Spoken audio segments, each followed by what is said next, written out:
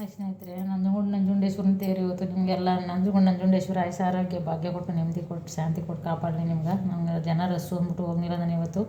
ತುಂಬ ರಸ್ಸು ರಿಷಿ ಅಂದ್ಬಿಟ್ಟು ನೋಡಿ ಸ್ನೇಹಿತರೆ.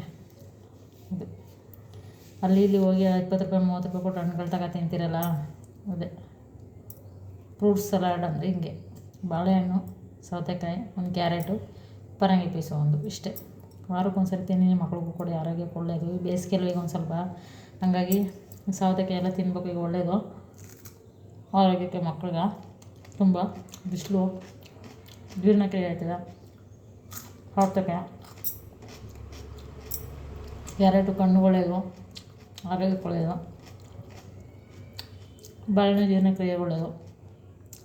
ಪರಂಗಿಹಣ್ಣು ಅಂತೂ ಹೇಳೋಂಗಿಲ್ಲ, ಸೌಂದರ್ಯಕ್ಕೆ ಒಳ್ಳೆಯದು, ಕಣ್ಣು ಒಳ್ಳೆಯದು, ತಲೆ ಕೂದಲು ಒಳ್ಳೆಯದು, ಮುಖಕ್ಕೆ ಪೇಸ್ಟ್ ಮಾಡ್ಕೋಕು, ಪೇಸ್ಟ್ ಪ್ಯಾಕ್ ಹಾಕೊಳ್ಳೋಕ್ಕೂ ಒಳ್ಳೆಯದು.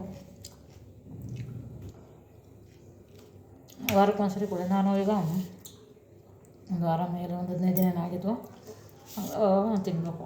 ಅದೇ ಸಸ್ಯಹಾರಿ ಏನು ತಿನ್ನಲ್ಲ ಬೇರೆ, ಹಾಗಾಗಿ ಫ್ರೂಟ್ಸ್ಗಳು ತಿನ್ನೋದು. ಎಗ್ಗು ಸಹ ತಿನ್ನಲ್ಲ ಸ್ನೇಹಿತರೆ. ನಾನು ಶಿವನ ದಿನ ಹೇಳ್ತಾಯಿದ್ದೀನಿ, ಯಾವುದಿರುತ್ತೆ ಇದು ಹಂಗೆ. ಊರಿಂದ ತಂದಿದ್ದೆ ಸೌತೆಕಾಯಿ, ಕ್ಯಾರೆಟ್ ಅಂಗಡಿ ತಗೊಂಡೆ, ಪಪ್ಪಾಯಿನೂ ಊರಿಂದ ತಂದಿದೆ. ಇದೆಲ್ಲ ನ್ಯಾಚುರಲ್ಲು. ಇದಕ್ಕಂತೂ ಯಾವ ಗೊಬ್ಬರನೂ ಹಾಕಿಲ್ಲ. ಇದಕ್ಕಂತೂ ಗೊಬ್ಬರ ಹಾಕಲೇಬೇಕು. ಬೇಕಾದಷ್ಟು ಗೊಬ್ಬರ ಹಾಕಿದ್ರೆ ಸರಿ ಬರೋದು. ಔಷಧಿ ಹೊಡಿಬೇಕು, ಗೊಬ್ಬರ ಹಾಕ್ಬೇಕು. ಈ ಬಾಳೆಹಣ್ಣಿಗಂತೂ ಕೇಳಂಗೆ ಇಲ್ಲ, ಬೇಕಾದಷ್ಟು ಕೆಮಿಕಲ್ಲು. ಕ್ಯಾರೆಟ್ ಭೂಮಿ ಬೆಳೆಯೋದು, ಇದಕ್ಕೇನು ಅಷ್ಟೊಂದು ಹಾಕಲ್ಲ ಅಂದ್ಕೊಂಡಿರ್ತೀನಿ. ತುಂಬ ಒಳ್ಳೆಯದು. ಏನು ನಾವಿರೋದೇ ಕೆಮಿಕಲ್ಲು, ಏನು ಮಾಡೋಕ್ಕಾಗಲ್ಲ. ನಾವು ಹುಟ್ಟಿರೋದೇ ಕೆಮಿಕಲಲ್ಲಿ. ಹಂಗಾಗಿ ಕೆಮಿಕಲ್ಲು ಅದು ಇದು ಏನು ಅನ್ಕೊ ಕೂತ್ಕೊಂಡಾಗುತ್ತೆ. ಯಾವ ಸಿಗುತ್ತೆ ಅದನ್ನ ಬದುಕೋಕ್ಕೋಸ್ಕರ ತಿನ್ನಬೇಕು. ದೇವ್ರು ಎಲ್ಲಿ ಗಂಟೆ ಮಡಗಿದ್ರೆ ಅಲ್ಲಿ ಗಂಟೆಗೆ ಮಡಗಲಿ. ಒಂದಿನ ಕಣ್ಣು ಮುಚ್ಚಿದ ಮೇಲೆ ಎಲ್ಲ ಹೋಗಲೇಬೇಕು ಅಷ್ಟೇ. ಮಕ್ಳು ಕೊಡಿ, ನೀವು ತಿನ್ನಿ ವಾರಕ್ಕೊಂದ್ಸರಿ. ಇವೆಲ್ಲ ಈಜಿಯಾಗಿ ಸಿಕ್ಕೋ, ಕಾಸ್ಟ್ಲಿ ಏನಿಲ್ಲ.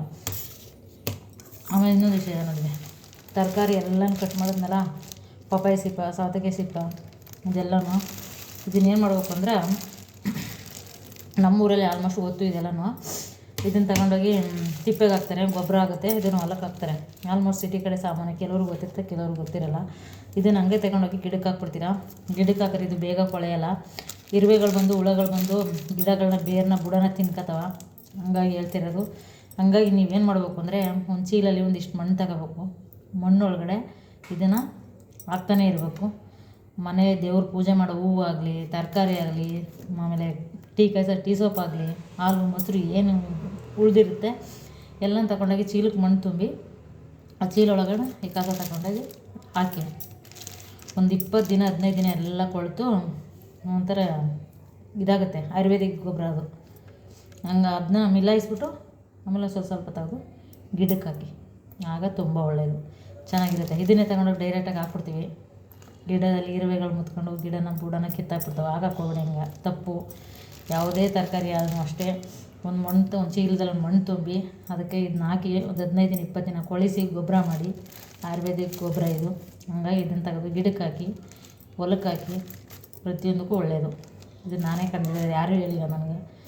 ನಾನೇ ಒಂದು ಸ್ವಲ್ಪ ನಮ್ಮ ಊರಲ್ಲಿ ಮಣ್ಣು ತಂದುಬಿಟ್ಟು ಚೀಲಕ್ಕೆ ತುಂಬಿ ಗೊಬ್ಬರ ಮಾಡಿ ಹೂವನ್ನು ತೆಗೆದೋಗಿ ಅಲ್ಲಿಗೆ ಹಾಕ್ತೀನಿ. ಸದ್ಯಕ್ಕೆ ಮೊದಲೊಂದು ಸಾರಿ ಮಾಡಿ ತಗೊಂಡೋಗಿ ಊರಲ್ಲಿ ಹೊಲಕ್ಕೆ ಹಾಕ್ತೆ. ಇವಾಗೇನು ಸದ್ಯಕ್ಕೆ ಮಾಡಿಲ್ಲ. ಮಣ್ಣು ತರಬೇಕು, ನಾನು ಚೀಲಕ್ಕೆ ತುಂಬಬೇಕು. ಅದಕ್ಕೆ ಕವರ್ಗೆ ತುಂಬಿಟ್ಟಿದ್ದೀನಿ, ತಂದಮೇಲೆ ಹಾಕೋಣ ಅಂತ.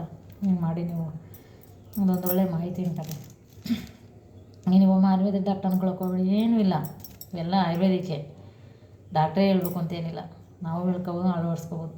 ಸರಿ ಸ್ನೇಹಿತರೆ, ಓಕೆ ಬಾಯ್.